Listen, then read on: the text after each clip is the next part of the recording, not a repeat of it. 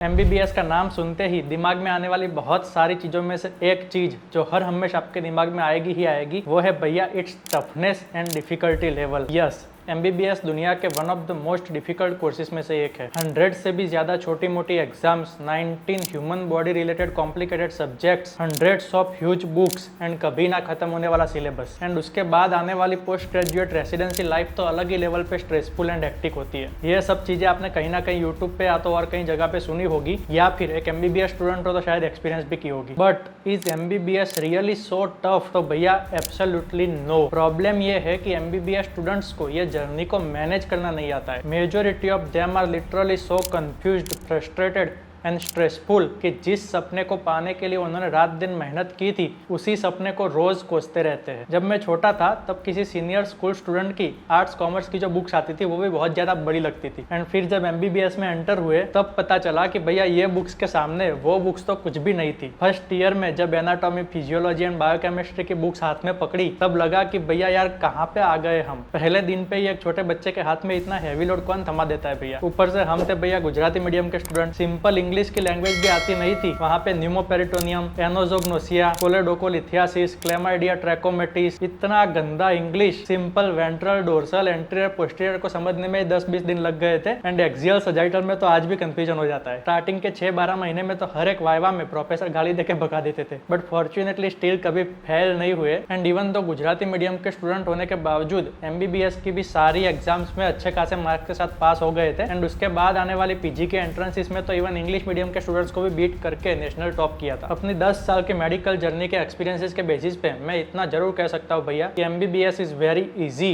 अगर आप smart work करना जानते हो तो, अगर आप लाइफ को मैनेज करना जानते हो तो, एंड अगर आप इस जर्नी को मेंटल टॉर्चर की जगह एक फन फील्ड एक्सपीरियंस बनाना जानते हो तो। देखिए, सबसे बड़ी गलती जो एमबीबीएस स्टूडेंट्स करते हैं वो ये है कि जमाना बदल गया है फिर भी वो बदलना नहीं चाहते। डिजिटल टेक्नोलॉजी एंड इंटरनेट के जमाने में वो आज भी 90s की लाइफ जी रहे हैं। मेडिकल कॉलेज के प्रोफेसर्स की बात तो समझ सकते हैं, चलो वो लोग तो बड़े हो गए तो उनके जमाने की बातें ही करेंगे, बट एज अ स्टूडेंट आपको थोड़ा सा आउट ऑफ द बॉक्स सोचना पड़ेगा। बदलते जमाने के साथ बदलोगे तो ही आपका विकास होगा। डिजिटल एरा में इतना सारा स्मार्ट स्टडी मटेरियल जो इतने अच्छे समझ में आ जाए वो आपकी टिप ऑफ द फिंगर पे अवेलेबल रहता है। मैं एक बहुत ही बोल्ड स्टेटमेंट दे रहा हूँ जो शायद आप मानोगे भी नहीं, बट पिछले 5-6 साल के मेरी लाइफ के स्टडी पीरियड के दौरान मैंने अपनी बुक्स को हाथ तक नहीं लगाया। यस, जो हार्ड कॉपी रहती है बुक्स की उनको। क्यों? क्योंकि भैया मेरी सारी की सारी पढ़ाई मैं मोबाइल से ही करता हूँ। नीट पीजी हो या इनीसेट हो या नीट एसएस हो या फिर मेरी एमएस की यूनिवर्सिटी की एग्जाम्स हो। जब मैं एम्स जोधपुर में था तब भी मैंने सारी पढ़ाई मोबाइल से ही की थी, क्योंकि भैया पढ़ाई इतनी सारी होती है तो आपको मेहनत भी उस लेवल की करनी पड़ती है एंड वो बड़ी बड़ी बुक्स लेके हर जगह पे घूमना पॉसिबल नहीं होता है एंड इवन घूम भी लो तो भी बार बार बैग से निकाल के 5-5 मिनट के ब्रेक में उसको इधर उधर पलटा के ढूंढने जाओगे कोई टॉपिक, उतने में ब्रेक आपका खत्म हो जाएगा। तो ये प्रैक्टिकली पॉसिबल नहीं होता है। ये मोबाइल है जो मेरे साथ 24/7 रहता है एंड जब मर्जी चाहो एक हाथ में ही उसको लेके 5 मिनट में जो भी पढ़ना है पढ़ लिया। 2-4 लाइन भी अगर मैं पढ़ लेता हूँ ऐसे 5-5 मिनट के ब्रेक्स में, चाहे कॉलेज में ऐसे 2 पीरियड के बीच में ब्रेक्स आ जाता है या फिर इधर उधर ट्रैवल करते हैं तो उस टाइम पे बुक्स लेके पढ़ना प्रैक्टिकल नहीं होता है। आपके हाथ में मोबाइल है, सीधा ओपन करो, जो भी 2-4 लाइन पढ़ाई जाती है पढ़ लो। ऐसे 5-5 मिनट करके भैया एक महीने में आप 4 से 5 दिन पूरे मतलब के 70-80 घंटे एक्स्ट्रा पढ़ सकते हो। ऐसे होता है स्मार्ट वर्क। स्टार्टिंग में ये बुक से मोबाइल के ट्रांसफॉर्मेशन में थोड़ी तकलीफ जरूर होती है एंड पूरा का पूरा ट्रांसफॉर्मेशन ना भी कर पाओ तो भी ऐसा रखो कि घर पे हो तब बुक्स पढ़ो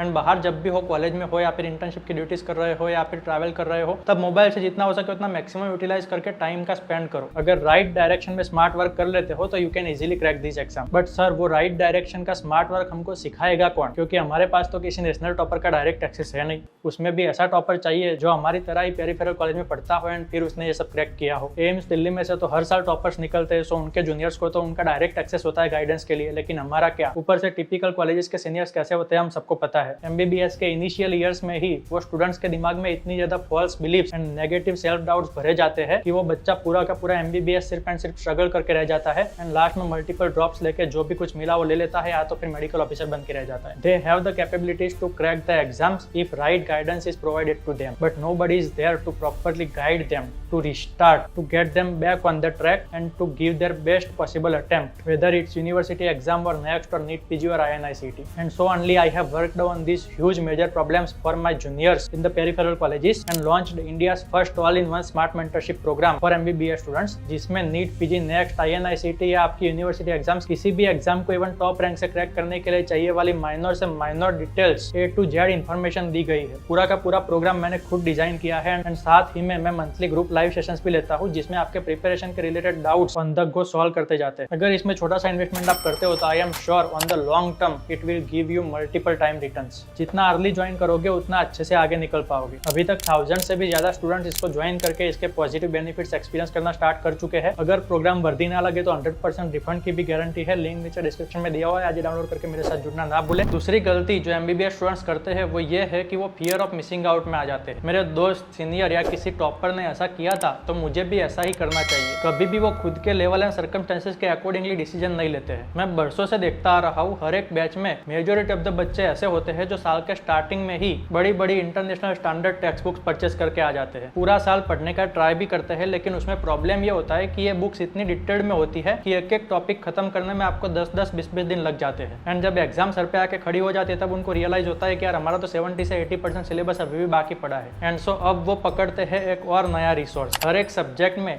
हर एक बुक का एक इंडियन वर्जन भी अवेलेबल होता है जो कंपैरेटिवली छोटा, प्रैक्टिकल एंड अच्छे से समझ में आ जाए वैसा होता है। लेकिन अब टाइम कम होने की वजह से वो छोटा सा रिसर्च भी वो आधा अधूरा करके जाते हैं एग्जाम देने एंड फिर एवरेज मार्क्स लेके आ जाते हैं। एंड इवन टॉपर्स का भी यही हाल है भैया। वो लोग तो इवन वो बड़ी बड़ी स्टैंडर्ड टेक्स्ट बुक्स को कंप्लीट भी कर देते हैं, लेकिन एग्जाम आने पर उनको रियलाइज होता है कि कंप्लीट तो कर दी लेकिन अब रिवाइज नहीं हो पाएगी। वो इतना सारा मटेरियल 20-30 दिन में कैसे खत्म कर पाओगे? तो वो भी फिर लास्ट में तो आ जाते हैं वो इंडियन वर्जन पे ही, लेकिन क्योंकि उनके पास भी टाइम कम है तो वो भी आधा अधूरा पढ़ के एग्जाम देने चले जाते हैं। हालांकि उनके पास नॉलेज थोड़ा बहुत आ गया होता है तो वो एग्जाम को टॉप कर देते हैं, बट इस प्रोसेस में वो काफी ज्यादा फ्रस्ट्रेट हो जाते हैं। मैं इससे टोटली उल्टा करता था। पूरा साल पढ़ता था बट दिन के जस्ट 2-4 घंटे ही पढ़ता था एंड उतना ही पढ़ता था जितना समझ में आ सके, जितना काम का हो एंड जितना रिवाइज हो सके उसी सेम सोर्स से। मैंने कभी कोई standard international text books use नहीं की है। हाँ, लेकिन उन बुक्स का ही नॉलेज मैंने इनडायरेक्टली स्मार्ट रास्तों से ऑलरेडी ले लिया था, वो भी 10-20% टाइम एंड एनर्जी देके। मेरा बस यही कहना है कि जब आपको पता है कि आप इतना बड़ा सिलेबस कभी भी कंप्लीट नहीं कर पाओगे एंड अगर कंप्लीट कर भी पाओगे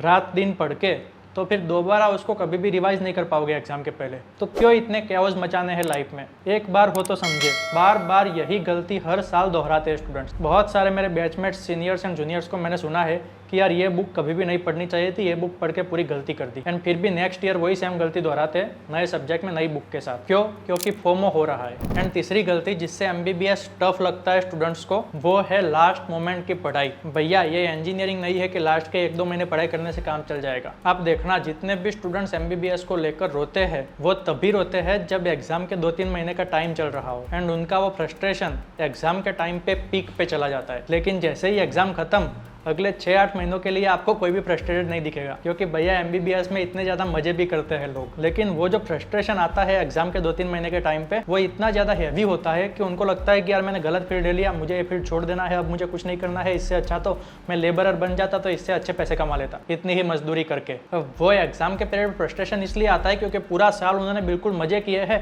एंड लास्ट के 2-3 मंथ में इतना सारा सिलेबस आप कंप्लीट करने बैठते हो जो बिल्कुल इम्पॉसिबल होता है एंड जिसकी वजह से आपके ऊपर टेंशन एंड स्ट्रेस का पहाड़ टूट पड़ता है। तो भैया आपको ये गलती नहीं करनी है। पढ़ना तो आपको हालांकि उतना ही है, लेकिन वो लास्ट के 2-3 मंथ पे 16-16 घंटे जो पढ़ रहे हो उसकी जगह पे उसको डिवाइड करके पूरा साल हर दिन बस 2-4 घंटे पढ़ लो। बिल्कुल आराम से hostel life, movies, parties and weekends का टाइम निकालने के बाद भी आप दिन के 2-4 घंटे आराम से पढ़ सकते हो। एंड ऐसे वर्क लाइफ बैलेंस मेंटेन करते हुए अगर पढ़ाई करोगे तो कभी भी लास्ट मोमेंट पे फ्रस्ट्रेशन और नेगेटिविटी नहीं आएगी। पढ़ाई तो अच्छे से कंप्लीट हो ही जाएगी, plus work life balance maintain करने का भी सेटिस्फेक्शन रहेगा। एंड ऐसे ही भैया आप ये जो टॉर्चर वाली लाइफ आप फील करते हो को एक फन फील्ड एक्सपीरियंस में कन्वर्ट कर सकते हो। मैंने अपनी पूरी MBBS लाइफ हॉस्टल में निकाली है। बहुत सारी छोटी मोटी पार्टीज, मूवीज एंड दोस्तों के साथ टाइम पास भी किए हैं, लेकिन कभी भी ऐसा नहीं लगा कि यार गलत फील्ड में आ गया। हंसते खेलते मजाक करते करते 10 साल कब निकल गए पता ही नहीं चला। एंड साथ में ऐसा नहीं है कि पढ़ाई नहीं की थी, जब पढ़ाई करने का टाइम आया तब पढ़ भी लिया एंड नेशनल एग्जाम्स को टॉप भी कर लिया था। ये कोई बोस्टिंग नहीं कर रहा हूँ, बट मेरे इन वर्ड्स से